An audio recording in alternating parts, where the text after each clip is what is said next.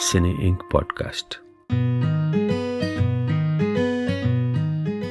नमस्कार, आदाब। किताब कॉलम के साथ मैं हूं अचला शर्मा। बातें किताबों की और किताबें लिखने वालों की, बल्कि किताबों के बहाने आज बातें फिल्मों की और फिल्में लिखने वालों की। To make a great film you need 3 things: the script and the script. ये कथन है Psycho, Rear Window, Birds, Vertigo, Rebecca और डायल एम फॉर मर्डर जैसी सफल हॉलीवुड फिल्मों के निर्देशक अल्फ्रेड हिचकॉक का। उनका विचार था कि एक महान फिल्म बनाने के लिए सबसे ज़रूरी है उसका स्क्रिप्ट। एक अच्छा स्क्रीन प्ले वो आधार है जिस पर निर्देशक, सिनेमाटोग्राफर, संगीतकार और कलाकार किसी फिल्म की इमारत खड़ी करते हैं। किसी प्लॉट या कहानी को एक स्क्रीन प्ले में बदलना एक अलग कला है, बल्कि क्राफ्ट है, जो आज के ज़माने में ख़ास सॉफ्टवेयर में लिखा जाना ज़रूरी होता है। बहरहाल, शायद बहुत कम लोगों को याद हो कि दुनिया में किसी कहानी पर आधारित पहली मोशन पिक्चर लिखने और बनाने वाली एक महिला थी। नाम था एलिस गी ब्लाशे। ये बात 1896 की है, जब एलिस गी ब्लाशे फ्रांस में कैमरा प्रोजेक्टर ईजाद करने वाले लूमियर ब्रदर्स के लिए सेक्रेटरी के तौर पर काम कर रही थी। फिल्म सिर्फ 1 मिनट की थी और टाइटल था द कैबेज फेरी। एलिस गी ब्लाशे का ख्याल मुझे इसलिए आया क्योंकि आज मेरे सामने जो किताब है उसका संबंध हिंदी सिनेमा में फिल्मों की पटकथा लिखने की महत्वपूर्ण भूमिका निभाने वाली महिलाओं से है। किताब का टाइटल है scripting Bollywood: candid conversations with women who write Hindi cinema, और इसकी लेखिका हैं अनुभा यादव। जाहिर है किताब अंग्रेजी में है। अनुभा यादव की यह किताब जून 2021 में विमेन अनलिमिटेड ने प्रकाशित की, जो काली बुक्स की सहायक प्रकाशन संस्था है। अनुभा यादव बताती हैं कि इस किताब की नींव कब और कैसे पड़ी। इस किताब की नींव मेरे हिसाब से कुछ 10 साल से ज़्यादा पहले पड़ी, जब मैं खुद लिखने की कोशिश कर रही थी और रिसर्च भी कर रही थी स्क्रीन राइटिंग में। मैं एक स्क्रीन राइटिंग के इतिहास पे एक पेपर लिख रही थी। तो जैसे जैसे उस इतिहास के बारे में ज़्यादा पता लगने लगा, रिसर्च करने लगी, मुझे ये भी एहसास होने लगा कि महिला स्क्रीन राइटर्स पे कितना कम काम हुआ है और हम कितना कम जानते हैं उसके बारे में। यहाँ तक कि इंसाइक्लोपीडिया ऑफ हिंदी सिनेमा में भी उनका जिक्र डायरेक्टर्स के नाम से तो हो जाता है। साई परांजपे के काम को हम डायरेक्टर्स का काम मानते हैं, जबकि उन्होंने सारी अपनी स्क्रिप्ट्स वो खुद लिखती हैं हमेशा, और मजाक में कभी कभी ये भी कहती हैं कि वो डायरेक्टर से अच्छी स्क्रिप्ट राइटर है। ऐसे बहुत सारे नाम पता लगने लगे जिनको हिस्ट्री ने कुछ नकार सा दिया है, दे हैव बीन नेग्लेक्टेड। तो ये किताब उससे निकल के आई, इस प्रश्न से कि ये इतना काम है, इतने लोगों ने अपने स्क्रीन प्लेस लिखे हैं, तो इनका काम कहाँ गया? हमारे पास स्क्रीन प्ले के आर्काइव्स नहीं हैं, अरे पुरानी फिल्मों के भी आर्काइव्स नहीं है अब तो हमारे पास। स्क्रीन प्ले तो कागज़ पे लिखा जाता था, सिनेरियोज लिखे जाते थे, तो इनके बारे में कौन बात करेगा? मुझसे रुका नहीं गया और ये प्रोजेक्ट शुरू हुआ। ये प्रोजेक्ट एक्चुअली शुरू हुआ, एक पीस मैं लिखना चाह रही थी हनी ईरानी जी पे। तो मैं बॉम्बे गई हनी ईरानी जी का इंटरव्यू करने, जिन्होंने मेन स्ट्रीम कमर्शियल सिनेमा के लिए इतना काम किया है, पर आपको न्यूज़पेपर आर्टिकल्स के अलावा उनके ऊपर कोई एकेडमिक काम नहीं मिलेगा। इन सब प्रश्न को लेके ये किताब बनी और शुरू हुई। अनुभा यादव दिल्ली विश्वविद्यालय में मीडिया स्टडीज की असिस्टेंट प्रोफेसर हैं। जून 2021 में ही उनका एक अंग्रेजी उपन्यास प्रकाशित हुआ, the anger of the saintly man. लेकिन आज किताब कॉलम में चर्चा का विषय है अनुभा यादव की किताब स्क्रिप्टिंग बॉलीवुड। विषय तो हम समझ गए, लेकिन क्या है इस किताब का फॉर्मेट? इस किताब का फॉर्मेट बिगनिंग में मैं प्री इंडिपेंडेंस हिस्ट्री देती हूँ विमेन स्क्रीन राइटर्स की, जो कि मेरी वॉइस में है, मैंने लिखी है रिसर्च से और लोगों के काम से। थोड़ा सा काम जो है शोध का कार्य रिसर्चर्स ने किया है, उससे बुन के मैंने उसे लिखा है। और उसके अलावा ये किताब इंटरव्यूज़ हैं, इसमें 14 इंटरव्यू हैं।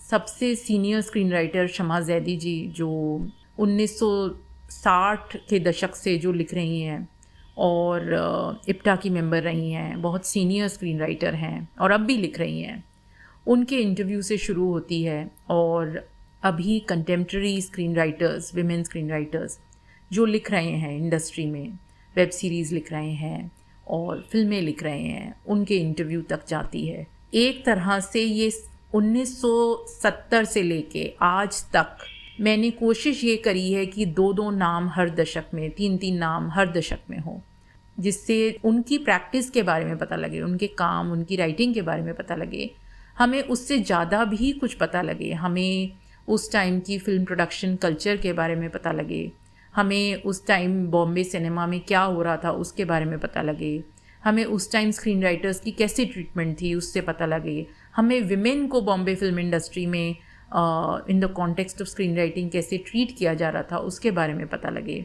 और ये इन विमेन की वॉइस में ही है, मैंने नहीं बदला है except editing, because some of the interviews were done over days, they were very long, तो उनको छोटा करना पड़ा किताब के लिए। उसके अलावा ये उनकी ही वॉइस में है।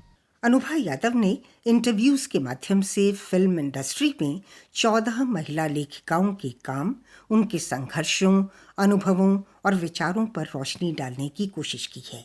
मगर आज़ादी से पहले हिंदी सिनेमा के शुरुआती दौर में वो कौन सी महिलाएं थीं जिनका जिक्र इस किताब में किया गया है, और वे किस तरह की फिल्में लिख रही थीं? इन प्रश्नों का उत्तर पाने के लिए अनुभा यादव ने फिल्म इतिहास की किन बंद दराजों को खोला है। 2 तरह की हिस्ट्री है। एक हिस्ट्री जो हम आर्काइव से बना पा रहे हैं, या तो हमें सॉन्ग बुकलेट मिल गई जिनमें स्क्रीन प्ले क्रेडिट का मेंशन है, या हमें फिल्म हमारे पास है अभी जिसमें स्क्रीन प्ले क्रेडिट का मेंशन है, या हमारे पास ऐसा कोई और आर्काइव है फैमिली का जिसमें स्क्रीन प्ले का मेंशन है, हमें पता है उन्होंने ये स्क्रीन प्ले लिखा। तो एक उसके अलावा एक हिस्ट्री है जो है स्पेक्युलेटिव हिस्ट्री, मीनिंग हमारे पास कोई आर्काइव नहीं है, लेकिन हम ये स्पेक्युलेट कर रहे हैं कि हो सकता है कि इन फिल्मों में भी डायरेक्टर्स का या इन एक्टर्स का या इन प्रोडक्शन हाउस ओनर्स का, विमेन ओनर्स, प्रोड्यूसर्स का रोल रहा होगा। तो इन सब बातों को ध्यान में रखते हुए मैंने कुछ विमेन स्क्रीन राइटर्स का जिक्र किया है पायनियर्स करके चैप्टर में जो शुरुआत में आता है। मैंने जिक्र किया है कैसे इस्मत चुगताई ने 9 के करीब स्क्रीन प्लेज लिखे हैं। सोने की चिड़िया 1958 की फ़िल्म है, उसके बहुत नूतन के साथ उन्होंने फिल्म बनाई थी और बहुत ही हिट रही थी ये फिल्म। उसके अलावा उन्होंने बुज़दिल, आरज़ू, शीशा, ज़िद्दी, फ़रेब, सोसाइटी, बहुत सारी फिल्में लिखी हैं और स्टोरीज़ लिखी हैं, डायलॉग लिखे हैं। आपको पता है उन्होंने शिकायत, छेड़छाड़, जुनून के डायलॉग्स भी लिखे हैं। उसके अलावा प्रतिमा दासगुप्ता जी हैं जिन्होंने एक्टर थीं और उसके अलावा उन्होंने फिल्म डायरेक्शन भी की है और स्क्रीन प्लेज भी लिखे हैं अपने। तो उन्होंने पगले बनाई, झरना बनाई, छमिया बनाई 1940s में। और मैंने ये कहा है कि छमिया और झरना लिखने में उनका बहुत योगदान रहा होगा। और इसके अलावा मैंने ज़िक्र किया है जद्दन बाई का, और जद्दन बाई ने अपना प्रोडक्शन हाउस शुरू किया और उस प्रोडक्शन हाउस में उन्होंने डायरेक्शन की 4 फिल्मों की और स्क्रीन राइटिंग करी 8 फिल्मों की। तो उनमें से कुछ के बारे में तो हमें अच्छे से पता है।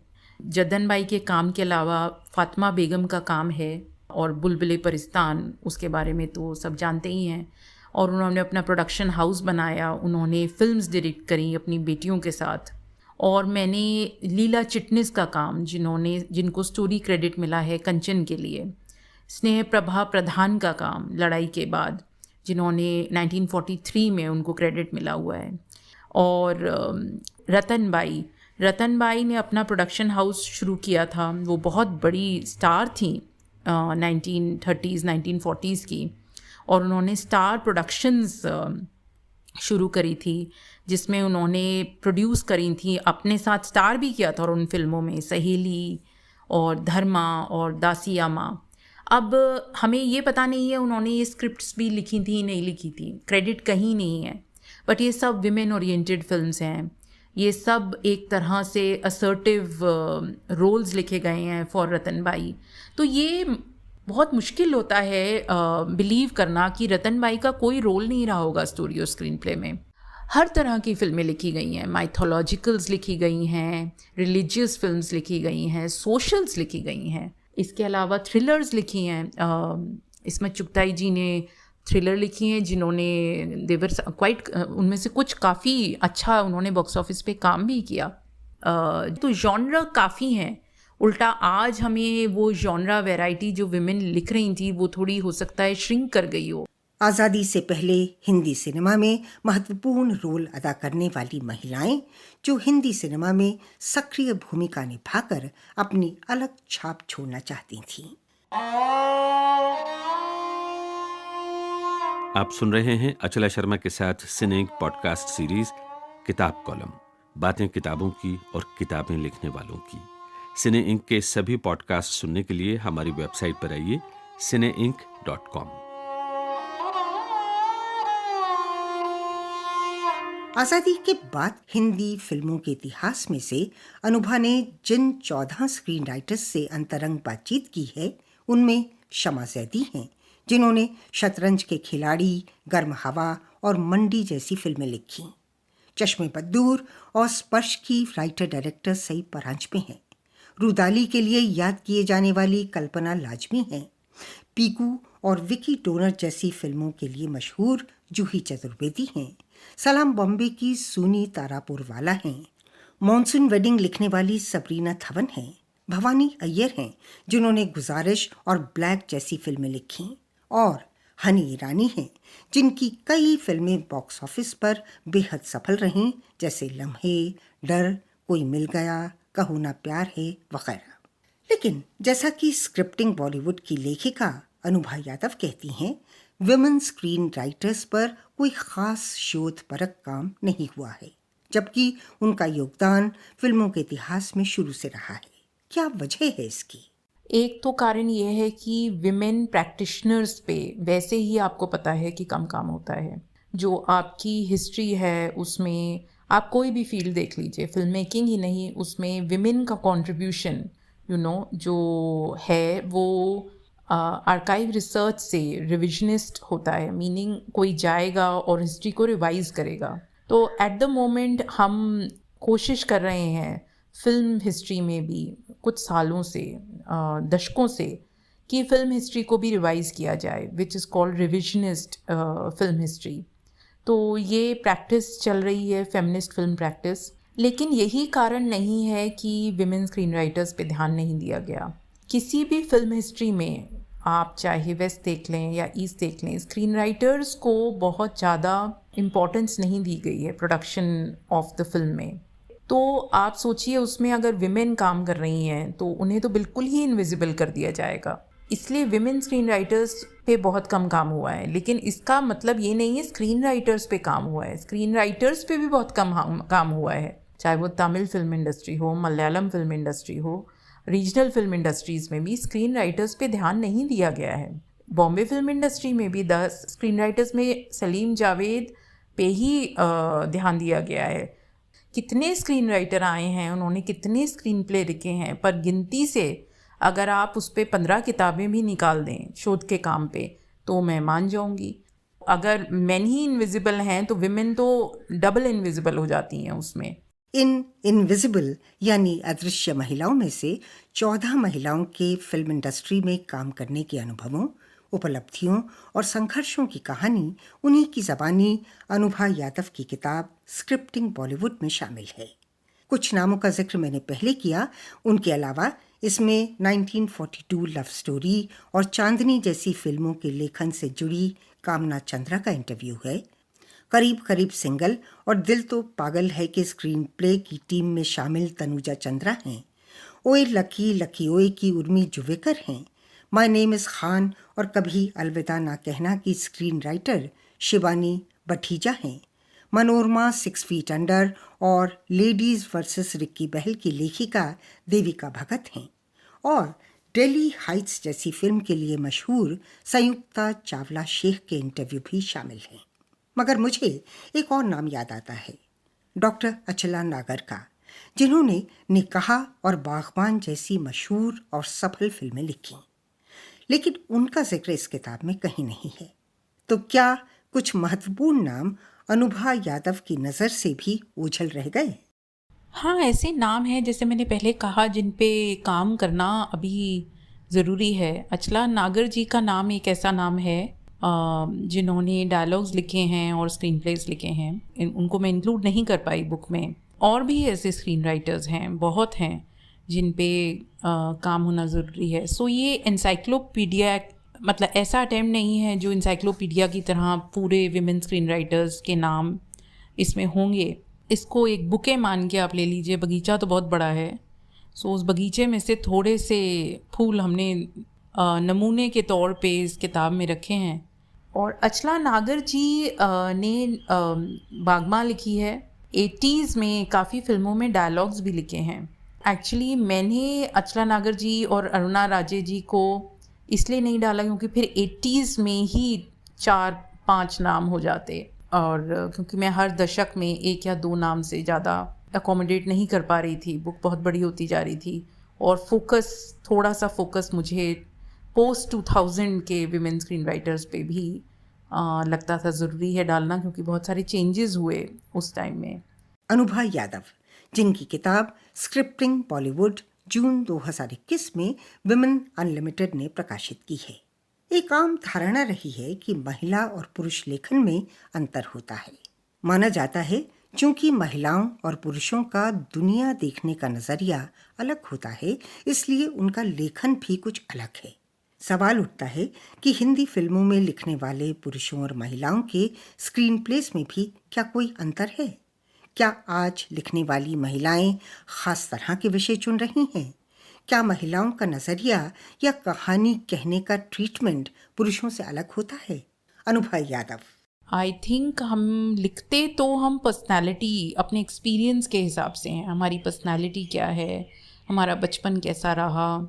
तो इसमें ये बात कहनी बहुत ज़रूरी है कि हर औरत का और हर आदमी का एक्सपीरियंस अलग होता है, पर ये भी अलग है कि एक पूरे ग्रुप को अगर हम देखें, विमेन का एक्सपीरियंस आदमियों से दुनिया में काफ़ी अलग होता है। ये सारी औरतें इंडिया में बड़ी हुई हैं, इनका एक्सपीरियंस जो आदमी उन्हीं दशकों में बड़े हुए हैं, जिनको प्रिविलेजेस मिले हैं एक तरह से, वो उन औरतों को नहीं मिला है। जबकि हर औरत की अपनी आर्टिस्टिक प्रैक्टिस होगी, अपनी राइटिंग प्रैक्टिस होगी, अपनी राइटिंग मोटिवेशंस होंगी, अपनी इंस्पिरेशंस होंगी। वो क्या जॉनरा लिखना चाहती हैं, क्या नहीं लिखना चाहती, कैसे डायलॉग उन्हें पसंद है, कैसे पसंद नहीं है। कोई से शब्द वो कभी यूज़ नहीं करना चाहती, कोई शब्द उनके फेवरेट हैं। पर ये एक्सपीरियंस जो है सारी विमेन का, एक बेसिक लेवल पे मेरा एक्सपीरियंस और भवानी अय्यर का एक्सपीरियंस है, वो अलग भी है। लेकिन because we both are women,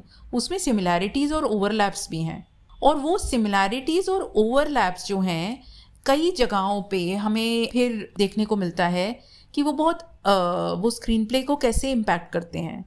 तो मुझे ये बात बहुत इंटरेस्टिंग लगी कि बहुत सारी स्क्रीन राइटर्स ने ये बात कही है इंटरव्यूज़ में कि कैसे वो विमेन कैरेक्टर्स लिखने में बहुत ध्यान देती हैं। बहुत ही negative, reductive, cheap, mean women characters लिखना जिनकी मोटिवेशंस जस्टिफाइड नहीं है, वैसे विमेन कैरेक्टर वो नहीं लिख पाती हैं। इसके अलावा जैसे भवानी अय्यर के इंटरव्यू अगर आप पढ़ेंगे, उन्होंने ये कहा है कि वो कितने ध्यान से, उन्हें बहुत बार बोला जाता है कि वो उनके मेल कैरेक्टर्स, उनका स्वभाव मेल कैरेक्टर्स का बहुत अच्छा होता है, जो कि बहुत टेक्सचर्ड होते हैं, जो परहैप्स रियल लाइफ में देखने को बहुत कम मिलते हैं। तो गुलजार ने भवानी अय्यर जी को ये बोला था कि ऐसे स्क्रीन प्लेज, ऐसे मेल कैरेक्टर्स लेखिकाओं की स्क्रीन प्लेज में ही देखने को मिलते हैं। तो सुनीता रपोरवाला जी ने जैसे बोला है कि वो क्योंकि अपनी माँ को इतना याद करती हैं, इतना आइडियलाइज करती हैं, और उनकी माँ टीचर थी, कभी भी कोई विदाउट थॉट एक अनथॉट वुमेन कैरेक्टर नहीं लिख पाई। वो अपने विमेन कैरेक्टर्स बहुत होलसम, बहुत ध्यान से लिखती हैं।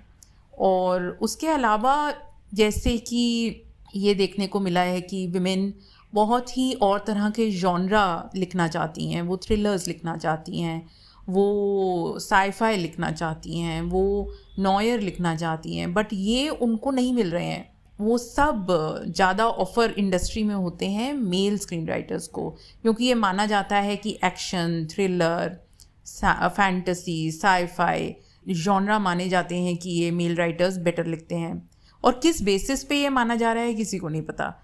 तो अगर आपको एक बहुत ही जेंडर सेंसिटिव तरीके से आपको रेज किया गया है, and even though you are a male screenwriter, it will show in your screenplays. आप श्याम बेनेगल का एग्जाम्पल ले लीजिए।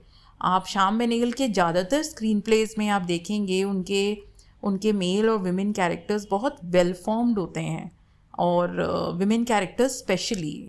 अनुभा यादव महिलाओं और पुरुषों के फिल्मी लेखन के बीच मोटी लकीर खींचने को तैयार नहीं है। एक और जिज्ञासा मेरे मन में है। बहुत से फिल्म डायरेक्टर स्क्रीन प्लेस भी खुद लिखना पसंद करते हैं, चाहे वो पुरुषों या महिलाएं। क्या कारण है इसका? क्या ये चलन उन लेखकों के अस्तित्व के लिए खतरा नहीं है जो सिर्फ स्क्रीन राइटिंग से नाम कमाना चाहते हैं? अनुभा यादव।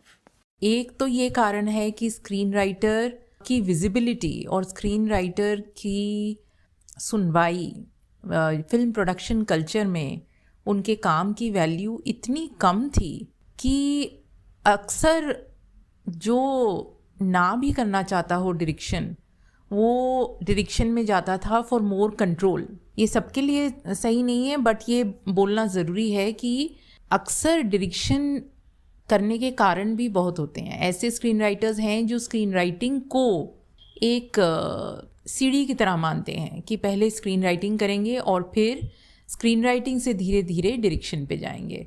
और वो और चीज़ों में भी देखने को मिलता है। ऐसे कोरियोग्राफर्स भी हैं जो बाद में डायरेक्शन करते हैं, ऐसे एडिटर्स भी हैं जो बाद में डायरेक्शन करते हैं। बहुत सारे नाम आपको मिलेंगे। तो ये एक कॉमन तरीका है फाइनली डायरेक्शन में जाने का, क्योंकि ये माना जाता है कि finally film is a directors medium, the ship is run by the director and the vision, final vision, interpretation is of the director. जो कि जबकि फिल्म काफ़ी कोलैबोरेटिव प्रैक्टिस है। ये नहीं कहा जा सकता कि बस डायरेक्टर ही काम करता है। एक भी चीज़ आप उसमें से निकाल देंगे, फिल्म नहीं बन सकती। तो ऐसे स्क्रीन राइटर्स आपको मिलेंगे जो लेखन से आगे हमेशा उन्हें पता होगा कि वो डायरेक्शन करना चाहते थे। अब वो आपको मेल स्क्रीन राइटर्स में भी मिलेगा और विमेन स्क्रीन राइटर्स में भी मिलेगा, और हमेशा से था। लेकिन ये भी याद रखना ज़रूरी है कि जैसे जैसे स्क्रीन राइटर्स की वैल्यू बढ़ रही है उनको फिल्म प्रोडक्शन कल्चर में, और वो एक कलेक्टिव बना है फिल्म राइटर्स एसोसिएशन। अब बहुत पुरानी एसोसिएशन है ये तो, साहिर लुधियानवी साहब के ज़माने से, प्रोग्रेसिव राइटर्स के ज़माने से के टाइम से ये एसोसिएशन है, लेकिन बीच में इसकी बिल्कुल वैल्यू ख़त्म हो गई थी। तो अब उसको वापस से ज़िंदा किया गया है। अब 10 साल 15 साल से वो बहुत अच्छा काम कर रहे हैं स्क्रीन राइटर्स के लिए, उनके रिप्रेजेंटेशन के लिए। और भी बहुत कुछ फैक्टर है। स्क्रिप्ट अब बहुत इम्पॉर्टेंट हो गई है क्योंकि कॉर्पोरेट्स आ गए हैं, वो बाउंड स्क्रिप्ट मांगते हैं। तो अब जो स्क्रीन राइटर्स डायरेक्ट करना चाहते हैं वो इसलिए करना चाहेंगे क्योंकि उनको डायरेक्शन हमेशा से करनी थी, क्योंकि अब धीरे धीरे स्क्रीन राइटर्स का असर्शन जो है वो बढ़ता जा रहा है बॉम्बे फिल्म इंडस्ट्री में। और वेब सीरीज़ आने के बाद तो और भी बढ़ गया है क्योंकि ये मीडियम ही राइटिंग का है। अनुभा यादव ने बताया कि अब फिल्म की पटकथा लिखने वाले अदृश्य नहीं रह गए हैं, उन्हें अपने काम का बाकायदा श्रेय मिलता है। हिंदी फिल्म लेखन में महिलाओं के महत्वपूर्ण योगदान पर अनुभा यादव की किताब scripting Bollywood, candid conversations with women who write Hindi cinema, जून 2021 में विमेन अनलिमिटेड से प्रकाशित हुई। किताब कॉलम में हम बातें करते हैं किताबों की, लेकिन कभी आपके मन में ये सवाल उठा कि आखिर किताबों का भविष्य क्या है? इस सवाल पर गौर कर रहे हैं परवेज आलम। ज़्यादातर इतिहासकारों का मानना है कि अगर किताब के ओरिजिन्स यानी कि उसकी पहली शक्ल के बारे में जानना है तो राज आपको मिस्र में मिलेगा। 3000 BCE में मिस्र के लोगों ने स्क्रिप्ट के लिखने की कला तलाश कर ली थी। ये लोग पापिरस नाम के पौधे से एक कागज़नुमा छाल बनाते थे और उस पर लिखते थे। इसका एक रोल तकरीबन 30 फीट लंबा और 10 इंच चौड़ा होता था। फिर जानवरों की खाल से पार्चमेंट बनाया गया और उस पर लिखा जाने लगा। 4वीं सदी तक आते आते रोमन्स ने पापिरस और पार्चमेंट की शीट्स की बाइंडिंग शुरू कर दी थी और इस बाइंडिंग को कोडेक्स का नाम दिया गया और आज किताब जिस शक्ल में आप देखते हैं ये उसकी शुरुआत थी। फिर कागज़ आया और सन 1448 में गुटेनबर्ग प्रिंटिंग प्रेस आई। बस कुछ ही सालों बाद धड़ाधड़ किताबें छपनी शुरू हो गईं। कट सन 2021। आज आप किताब कागज़ पर पढ़ते हैं, आज आप किताब ई बुक की शक्ल में भी पढ़ते हैं और आज आप किताब सिर्फ आवाज़ के ज़रिए सुनते हैं।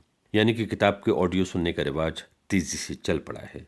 जैसे सिनेंक ने ख्वाजा अहमद अब्बास के सफ़रनामे को, जो कि एक किताब है, मेरी आवाज़ में रिकॉर्ड करके किस्तों में आप तक पहुंचाना शुरू कर दिया है।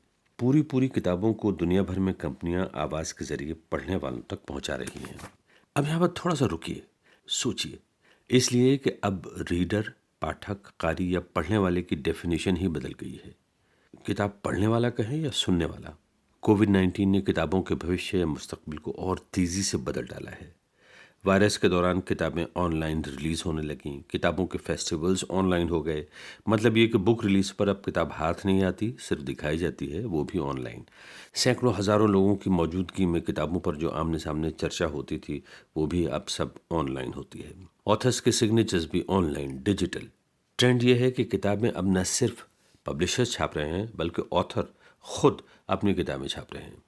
आने वाले दिनों में डिज़ाइनर्स ई बुक्स को एक नए लेवल पर ले जाने वाले हैं। जैसे कि अपने स्क्रीन पर आप किताब, ऑथर और अपने पेज पर छपे हर लफ्ज़ का मतलब, इतिहास, कॉन्टेक्स्ट सभी क्लिक करके देख सकते हैं।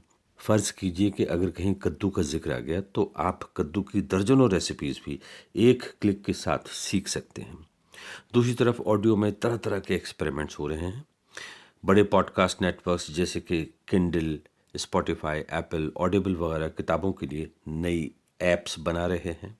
प्रोडक्शन हाउसेस कभी किताब को साउंड्स और म्यूज़िक से सजा रहे हैं और कभी बड़े एक्टर और सेलिब्रिटी से किताबें पढ़वा रहे हैं। आने वाले 5 सालों में किताब अपने आप में एक मल्टीमीडिया एंटिटी बन चुकी होगी। परवेज़ आलम, बातें किताबों की और किताबें लिखने वालों की। अनुभा यादव के साथ किताब कॉलम का ये एपिसोड आपको कैसा लगा? अपनी राय हमें भेजिए। पता है post@cineink.com।